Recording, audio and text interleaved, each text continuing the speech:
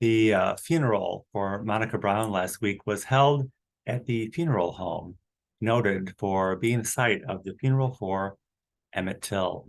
Emmett Till was a Chicago native who was killed in 1955 for whistling at a white woman while visiting his family in Mississippi.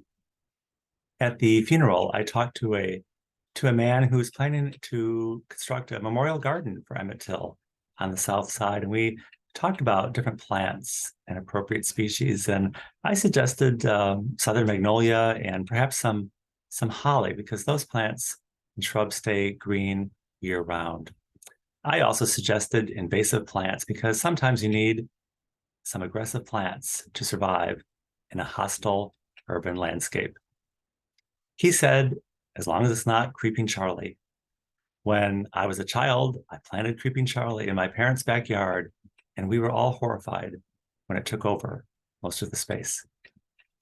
God makes manifest, but rather in the small and lowly things, the little things, the beauty and the joy. And love, well, it creeps in.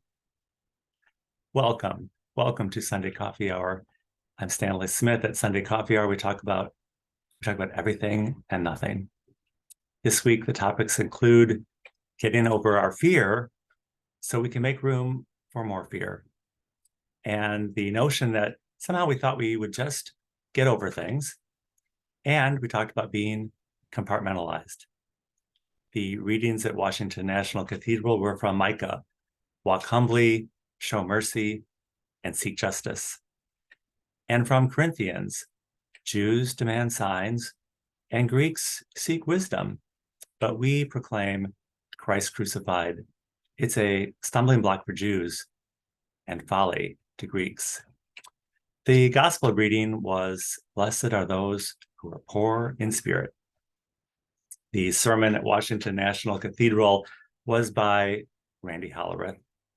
He preached about how there's very little transcendence in the world today. And he also talked about being a fool for Christ. Randy said we have a lot of facts and figures in our lives, but these facts and figures really don't bear out our lives. Our actions do. He said our end, the end of our life, proves our foolishness. At St. James, Lisa Hackney James preached around a blended service topic. She explained to us that to make room for the annual meeting, the 9 o'clock service had been combined with the 11 o'clock service at 10 o'clock.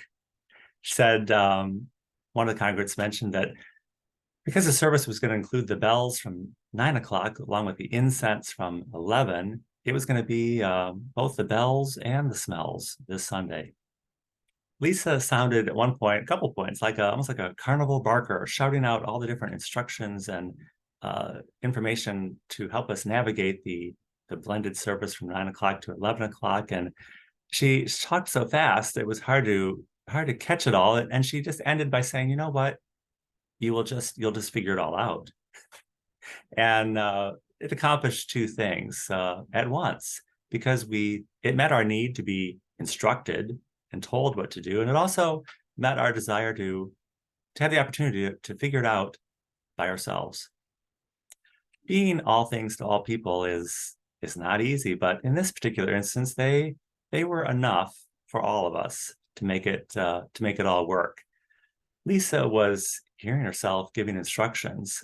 She knew no one really would follow. None of us want to hear what we should do. And none of us want to be shamed.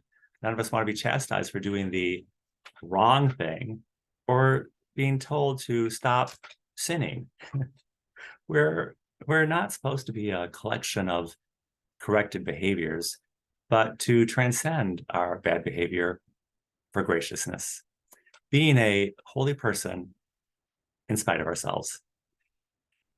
At St. James, they explained during the pandemic, they started using American Sign Language to sing the communion anthem because they couldn't do so during the pandemic. And they've continued to do this during the 9 o'clock service, singing and combining it with the American Sign Language. It was a charming choreography with the singing. It was both a sign and a wise solution. And now it's a tradition. There's no stumbling block here. It's an example of the church showing up and making something out of a bad situation. But in general, we wonder, where is the church? A couple of weeks ago, Dr. Paul Smith asked that very question at Washington National. He said, where are the voices and where are the churches? Bonhoeffer wondered the same thing in his time. Most churches today have sold out for charitable tax consideration and have been silenced. We're living in a time when one reality has ended. We have evidence of that all around us. Here in Chicago, we have the empty stage set, of the life we used to have. We have Michigan Avenue and the empty buildings. In the country, they have the empty factories and empty shopping malls. At the downtown churches, they're still preaching the social justice, but at my mom's church in the country, they're saying that we're in the end times. But life is never about the stage set. It's about modulating the transition from one scene to the next. At the funeral for Monica, I was struck by many things. The large showing of family and friends at the visitation, the open casket, and the video montage of parts of Monica's life. I thought we honored Monica by being her friend, but it was obvious to me that it was the other way around. It was Monica who was being multicultural. And she was being multicultural onto us, and it was we who were honored. We think we're honored because we worship God, but it's God who is honored because he has honored us. And that is the final judgment. If you would like to join us at Sunday Coffee Hour is every Sunday at 12 noon Central Time. I will include my email in the description of this video. I'll be happy to send you an invitation. And I look forward to seeing you very, very soon.